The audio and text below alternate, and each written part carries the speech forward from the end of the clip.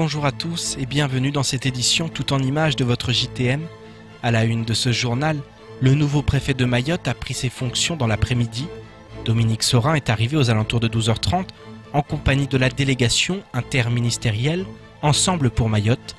Il s'est ensuite dirigé au point de barrage du four à chaud afin d'aller à la rencontre des grévistes et de réaffirmer sa volonté d'apporter des réponses à la population. Dès 14h30, il a pris officiellement ses fonctions à la suite de la traditionnelle cérémonie du dépôt de gerbes. Place maintenant au travail en compagnie des 6 délégués interministériels. Le point dans ce sujet, signé Abbas Alidi et Leslie Vimonet. Ce matin, tous les yeux étaient rivés sur la petite terre pour l'arrivée du nouveau préfet Dominique Sorin.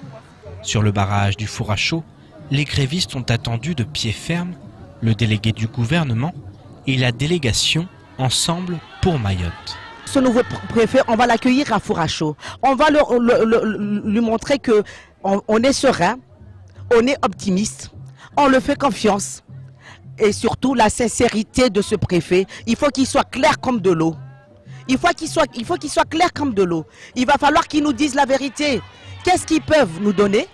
Qu'est-ce qu'ils ne peuvent pas nous donner? Il faut que ça soit clair. On ne veut pas des mensonges. C'est terminé. Qu'arriver, Zé. Aux alentours de 13h, Dominique Sorin est allé à la rencontre des grévistes. Il a reçu un accueil chaleureux, mais a rapidement pu se rendre compte que les attentes de la population sont immenses. J'aime Mayotte aussi, j'ai eu l'occasion de venir déjà à Mayotte, de travailler sur les dossiers de Mayotte, et soyez sûrs de mon engagement et soyez sûrs de l'engagement du gouvernement en la matière. C'est pour ça que je suis venu tout de suite aussi, ici. On vous remercie. Et je suis heureux de vous rencontrer de cette façon, parce que c'est Mayotte aussi, de cette façon. Et on aura l'occasion de se retrouver, de se revoir très rapidement.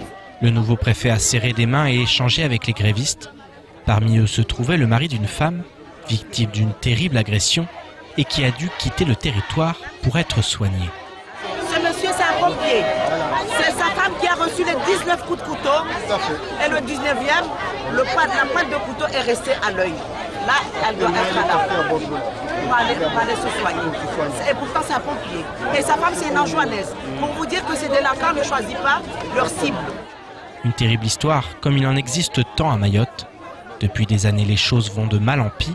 Et aujourd'hui, le ras-le-bol a atteint son paroxysme. La jeune génération, qui participe également à la grève générale, attend des réponses afin d'éviter qu'une nouvelle génération soit sacrifiée. On a déjà eu des réponses depuis des années. On nous dit oui, on est département, on est ceci, on est cela, je veux bien. Mais Mayotte n'avance pas. Et nous sommes, j'espère, nous serons la dernière génération sacrifiée de Mayotte. Parce que quand on parle de jeunesse qui n'a pas fait d'études, qui n'en fait pas d'études, il manque ceci, il manque cela, il manque des professionnels, il manque des ingénieurs, il manque des BTS, il manque plein de choses, des professionnels de la santé, des cadres qu'on n'a pas. Et ça, si l'État était présent, ça fait longtemps qu'on aurait eu tout ce monde. À 14h30, le nouveau préfet a pris ses fonctions à la suite d'une cérémonie de dépôt de gerbes, place de France à Dzaoudzi. Il va maintenant devoir travailler pour mettre fin à la crise et redonner confiance à une population qui ne demande qu'à croire à nouveau aux valeurs de la République. Et à son retour à Matignon le 22 mars dernier, l'ancien préfet de Mayotte Jean-Jacques Brault a alerté le Premier ministre Édouard Philippe sur la pénétration du mouvement social par des islamistes radicaux. Une accusation relayée par des journaux nationaux comme le Canard enchaîné ou Le Point, et que Saïd Kambi a pris pour lui. Le DGS de Sada, président de la toute nouvelle Fédération des associations d'éducation islamique de Mayotte, imam et un des leaders de la mobilisation, également soupçonné par certains d'être indépendantiste, a répondu à ces accusations sur notre plateau ce matin. Écoutons ses propos au micro de Patrick Millan. Si nous étions des islamistes radicaux, il n'aurait jamais atterri sur l'aéroport. Et il n'aurait jamais été accueilli bras ouverts par les Mahorais. Donc je suis frustré, je suis en colère et cela ne devrait pas s'arrêter là. Nous devons absolument engager en tout cas moi, j'engagerai des procédures pour diffamation devant la justice pour diffamation parce que il est inacceptable et incompréhensible. Ce n'étaient pas des négociateurs. Au fait, ils ont bien montré qu'ils n'étaient pas des négociateurs. Ils étaient venus pour dompter la population mahoraise. Ben, comme on dit, hein, l'adage dit que la meilleure façon de se débarrasser de son chien, c'est de dire qu'il a la rage. Immigration maintenant. L'imbroglio diplomatique avec les Comores se poursuit. Dans ces conditions, les 96 ressortissants comoriens expulsés de Mayotte et refoulés de leur propre pays sont toujours maintenus en zone d'attente. 3 personnes ont pu sortir pour des raisons de santé, mais 69 adultes et 24 mineurs restent en zone d'attente, au tri sanitaire et au centre de rétention administratif par manque de place. Nous avons souhaité en savoir plus sur leurs conditions de rétention auprès d'une des avocates qui représente certaines de ces personnes, mais aussi auprès de la CIMAD qui s'est rendue hier sur les lieux. Un reportage signé Adèle Laurent. La notion de zone d'attente correspond à la fois à un espace extraterritorial qualifié de zone internationale et à un régime juridique appliqué aux étrangers en attendant qu'ils soient éloignés ou admis à entrer sur le territoire. Les étrangers qui y sont maintenus ne sont pas juridiquement en France. Néanmoins, la loi française s'applique. La zone d'attente peut donc être considérée comme une fiction juridique. Mais à Mayotte, cet espace n'existe pas concrètement. Il n'y a pas de zone d'attente à Mayotte. C'est-à-dire que dans les textes, on aurait 3 zones d'attente. Il y a des arrêtés qui ont été pris, mais la DDPAF confirme qu'il n'y a pas de zone d'attente. Il y a un espace pour 12 personnes dans le centre de rétention, mais les textes prévoient que cet espace doit être distinct du centre de rétention. Donc, ce qui se passe aujourd'hui, pourquoi est-ce que la PAF et les préfectures sont débordées avec ce refoulement des Comores? C'est parce qu'ils ont dû gérer à la hâte et rattraper un oubli. Moi, ce qui m'inquiète, c'est qu'on a beaucoup entendu dire c'est un cas de force majeure. Oui. C'est une situation incroyable, c'est une situation extraordinaire. S'il y a bien une chose qui ne relève pas de l'exception pour moi à Mayotte, c'est la gestion des flux migratoires. La préfecture est plus qu'habituée à gérer 96 personnes. Le centre de rétention connaît un flux régulier de 50, 60, 80 personnes par jour. Et donc je ne vois pas pourquoi une zone d'attente ne pourrait pas être créée, comme le texte le prévoit, et gérer parfaitement ces personnes. Dans ce lieu privatif de liberté, les étrangers sont considérés comme simplement maintenus et non détenus, comme s'ils étaient incarcérés. Ils peuvent à tout moment la quitter pour un départ volontaire vers une destination hors de la France. Néanmoins, les 93 personnes maintenues actuellement en zone d'attente à Mayotte ne peuvent pas retourner aux Comores puisque leur gouvernement les a refoulés de leur propre pays. Et ces personnes peuvent faire valoir leurs droits. L'administration a notamment le devoir d'informer la personne dans une langue qu'il comprend de son droit à se faire assister d'un médecin mais aussi d'un interprète dans le cadre des procédures de non-admission dont il fait l'objet et de son droit de communiquer avec un conseiller ou toute personne de son choix en vertu de l'article L221-4 du CESEDA. La CIMAD, qui a obtenu une habilitation pour se rendre sur les lieux, a constaté plusieurs manquements graves aux droits de ces étrangers. La CIMAD a pu constater, en tout cas le vendredi 23 mars, que les personnes étaient parquées dans 2 grosses cages et seuls quelques lits d'appoint et des matelas sur le sol. Oui. Un seul WC et un seul robinet étaient disponibles, pas de douche, pas d'endroit pour prier, aucun matériel sanitaire. Lorsque ces personnes ont été déplacées, elles constatent qu'ils sont maintenus dans des cellules qui sont fermées à clé, ils n'ont pas pu prendre de douche ni se changer, il n'y a pas de possibilité de prendre des médicaments pour ceux qui suivaient un traitement. La CIMAD était encore sur les lieux hier et a en effet décrit une situation alarmante avec 30 à 35 personnes par chambre, dont des enfants.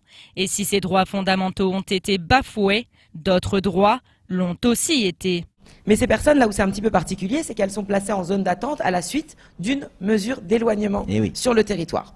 Donc pour certaines d'entre elles, elles ont peut-être un droit au séjour, en réalité, à Mayotte. Et c'est le cas notamment d'une personne que j'ai pu défendre cette semaine, qui était parent d'un enfant français, qui est toujours parent d'un enfant français. La mère est décédée, et ce monsieur a été interpellé mercredi matin, renvoyé vers les Comores, revenu, et il a pu être libéré que mardi dans la journée par l'intervention du juge des référés du tribunal administratif. C'est un exemple qui montre que dans ces mesures d'éloignement faites un peu à la va-vite, finalement, on fabrique du mineur isolé et on contribue à augmenter cette insécurité que les Mahorais dénoncent. Et pour Maître Gahem, la situation de ces 69 adultes et de ces 24 mineurs maintenus en zone d'attente est représentative de l'état du département. cet exemple, en fait, il montre à quel point le territoire de Mayotte souffre d'un réel abandon de l'État. Et là, je me fais l'écho peut-être des Mahorais qui, des fois, pensent qu'on va accorder trop de droits aux étrangers. Défendre le droit des étrangers, c'est défendre l'État de droit. Et lorsqu'on se bat pour l'égalité réelle, il faut se battre pour l'égalité réelle de tous. Concernant les actuelles tensions diplomatiques entre la France et les Comores, l'Hexagone a suspendu l'octroi de visas diplomatiques de ressortissants et des officiels comoriens. Quant au ministère de l'Intérieur de l'Union des Comores, il vient de renforcer la mesure contre la France qui interdit toutes les reconduites, même les retours volontaires. Le bras de fer diplomatique continue donc de plus belle. Je vous propose maintenant de faire un petit tour du reste de l'actualité, en bref, de ce vendredi 30 mars. Le ministre de l'Intérieur comorien, Mohamed Daoudou, a réaffirmé mercredi qu'il n'a jamais été question de lever la mesure interdisant les compagnies aériennes et maritimes d'amener des refoulés de Mayotte vers les autres îles de l'archipel.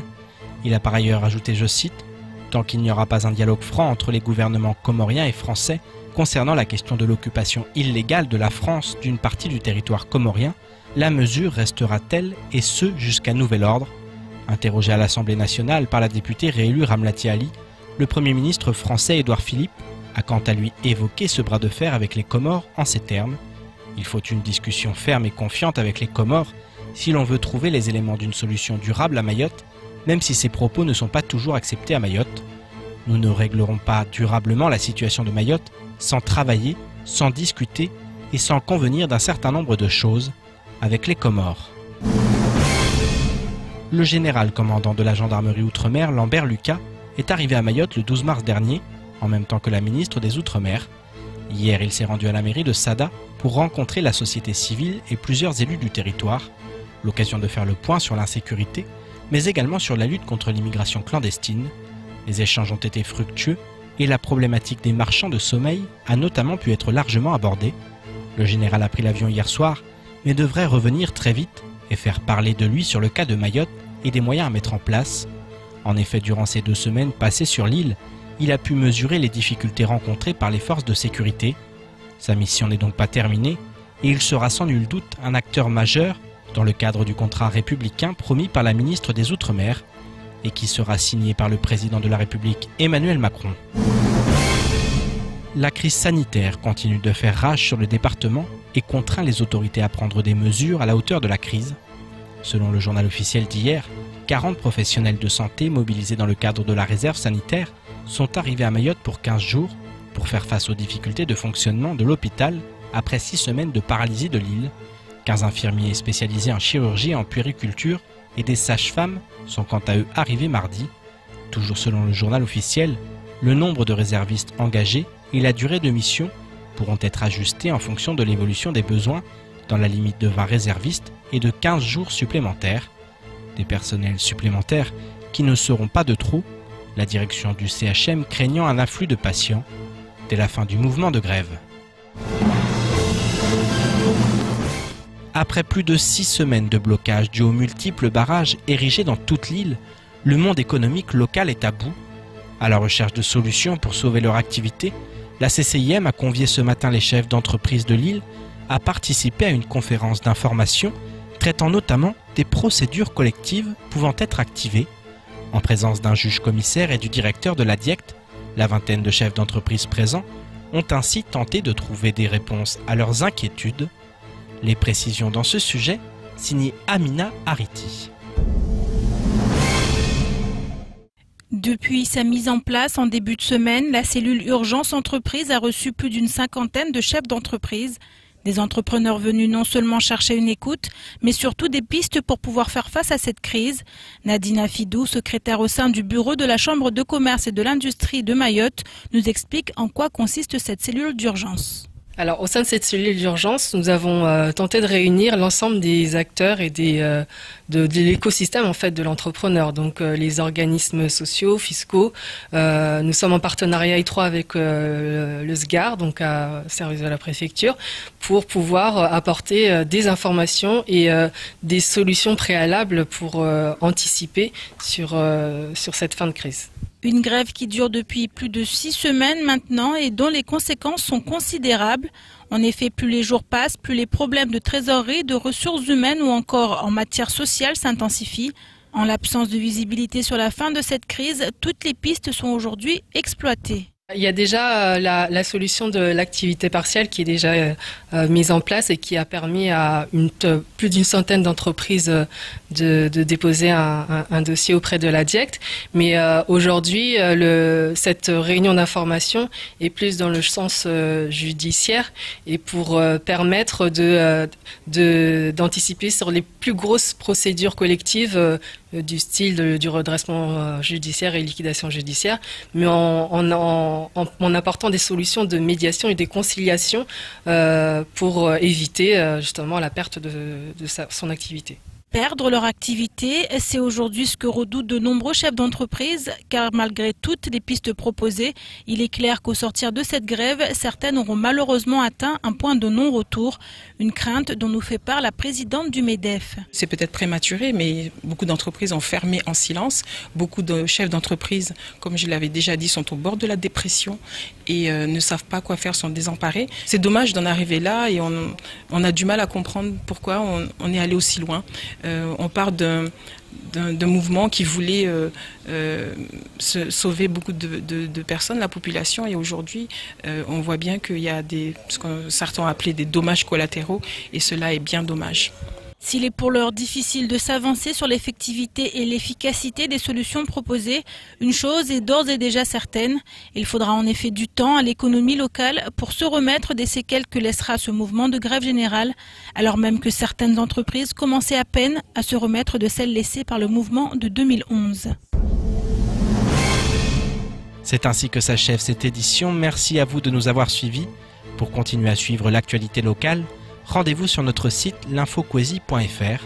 Bonne soirée à tous et à mardi dès 6h avec toute l'équipe de la matinale.